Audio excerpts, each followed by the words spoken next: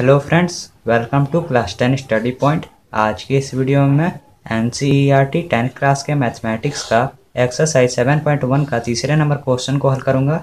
तो क्वेश्चन को हल करने से पहले मैं आपको क्वेश्चन समझा देता हूं। क्वेश्चन में 3 बिंदुएं दी गई हैं।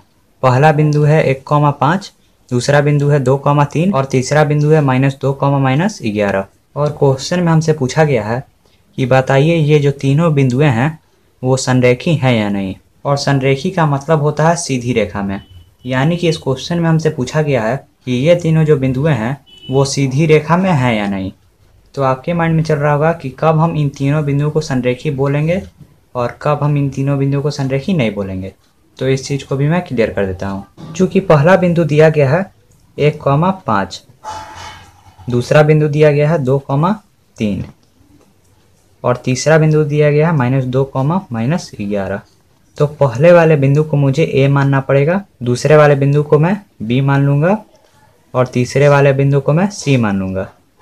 तो ये तीनों बिंदुएं संरेखी हैं या नहीं, इस चीज़ का पता लगाने के लिए मुझे एक रूल की ज़रूरत होगी। तो वो रूल क्या है भाई? तो रूल है कि सबसे पहले मुझे A और B के बीच दूरी ज्ञात करनी होगी। तो मैं लिख देता हूँ AB की दूरी। उसके बाद मैं B और C के बीच दूरी ज्ञात करूँगा। तो मैं लिख देता हूँ BC की दूरी। और जब इन दोनों की दूरी आ जाए तो मुझे इन दोनों की दूरी को ऐड कर लेना होगा और हमें इक्वल करना होगा AC की दूरी से। तो मैं लिख देता हूँ AC की दूरी। अगर ये दोनों दूरियां जुट के AC की दूरी के इक्वल आ जाए तो हम बोलेंगे कि ये जो बिंदुएं हमें दी गई हैं वो संरेखी हैं। और अगर इन दोनों की दूरी जुट के AC की इक्वल नहीं आए तो हमें लिख देना होगा कि ये जो बिंदुएं दी गई है वो संरेखी नहीं है। तो मैं उम्मीद करता हूँ कि आपको ये टॉपिक क्लियर हो गया होगा कि कब हम किसी बिंदुओं को संरेखी बोलेंगे और कब हम किसी बिंदुओं को संरेखी नहीं बोलेंगे। तो अब नियम के अनुसार सबसे पहले मुझे AB के बीच दूरी ज्ञात करनी होगी।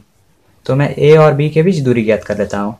मैं लिख लेता हूँ AB की दूरी इज इक्वल टू, चूँकि दूरी का रूल होता है रूट में x2 माइनस x1 का होल स्क्वायर और प्लस में y2 माइनस y1 का होल स्क्वायर।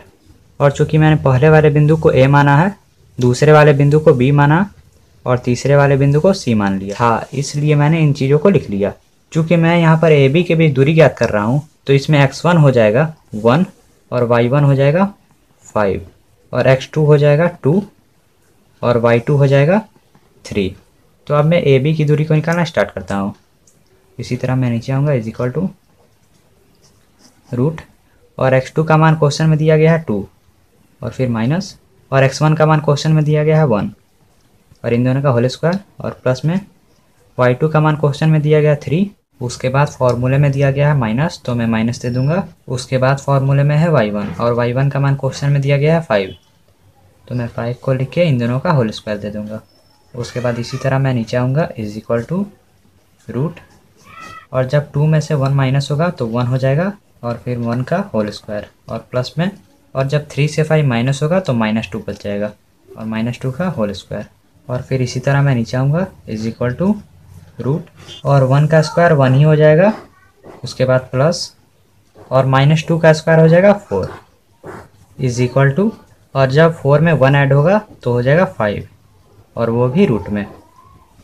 तो हमारी AB की दूरी आ गई √5 मात्रक। तो नियम के अनुसार मैंने A और B के बीच दूरी ज्ञात कर ली। अब मुझे B और C के बीच दूरी ज्ञात कर लेनी होगी। तो मैं लिख लेता हूँ BC की दूरी, और दूरी का फॉर्मूला होता है रूट x2 माइनस x1 का होल स्क्वायर और प्लस में y2 माइनस y1 का होल स्क्वायर। चूँकि अब मैं B और C के बीच दूरी ज्ञात कर रहा हूँ इसलिए x1 x2 और y1 y2 चेंज हो जाएगा। x1 हो जाएगा 2, y1 हो जाएगा 3 और x2 हो जाएगा -2 और y2 हो जाएगा -11। तो इस चीज़ को मैं साइड में लिख लेता हूँ। x1 is equal to 2, y1 is equal to 3, x2 is equal to -2, y2 is equal to -11।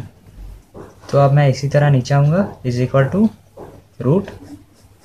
तो अब फॉर्मूले में दिया गया x2 और x2 का मान क्वेश्चन में दिया गया है -2, तो मैं -2 को लिख लूँगा और फॉर्मूले में माइनस है तो मैं माइनस देके, और x1 का मान क्वेश्चन में दिया गया है 2, तो मैं 2 लिख लूँगा और इन दोनों का होल स्क्वायर, और प्लस में y2 का मान क्वेश्चन में दिया गया है -11 और माइनस, और y1 का मान क्वेश्चन में दिया गया है 3 और इन दोनों का होल स्क्वायर।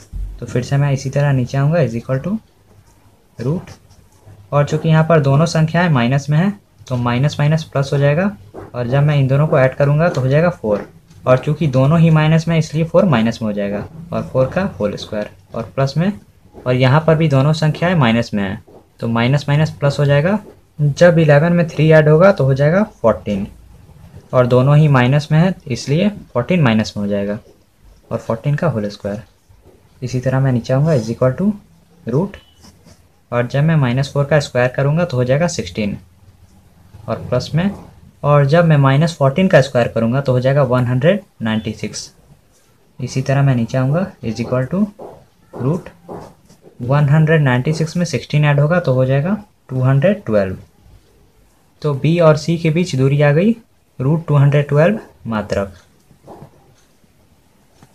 तो नियम के अनुसार मैंने ए बी और बी सी के बीच दूरी ज्ञात कर ली। तो अब मेरा लास्ट काम बचता है कि मैं ए सी की दूरी को ज्ञात कर लूँ। तो मैं लिख लेता हूँ ए सी की दूरी, और दूरी का फॉर्मूला होता है √x2 माइनस x1 का होल स्क्वायर और प्लस में y2 माइनस y1 का होल स्क्वायर। चूँकि मैं a और c के बीच दूरी ज्ञात कर रहा हूँ इसलिए x1 x2 और y1 y2 चेंज हो जाएगा। x1 हो जाएगा 1, y1 हो जाएगा 5 और x2 हो जाएगा -2 और y2 हो जाएगा -11। तो इसी चीज़ को मैं नीचे में लिख लेता हूँ। x1 is equal to 1, y1 is equal to 5, x2 is equal to -2, y2 is equal to -11। तो अब मैं a और c के बीच दूरी को निकालना स्टार्ट करता हूँ। इसी तरह मैं नीचे आऊँगा is equal to root x2 का मान क्वेश्चन में दिया गया है -2 और माइनस, और x1 का मान क्वेश्चन में दिया गया है 1 और इन दोनों का होल स्क्वायर, और प्लस में y2 का मान क्वेश्चन में दिया गया है -11 और माइनस, और y1 का मान क्वेश्चन में दिया गया है 5 और इन दोनों का होल स्क्वायर।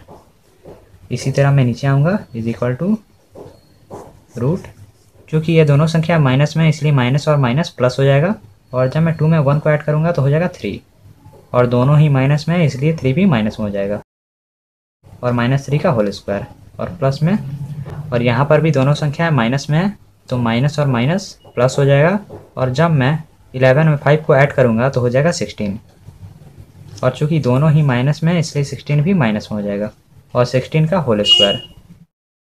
इसी तरह मैं नीचे आऊँगा इज इक्वल टू रूट, और जब मैं -3 का स्क्वायर करूँगा तो हो जाएगा 9 और प्लस में, और जब मैं -16 का स्क्वायर करूँगा तो हो जाएगा 256।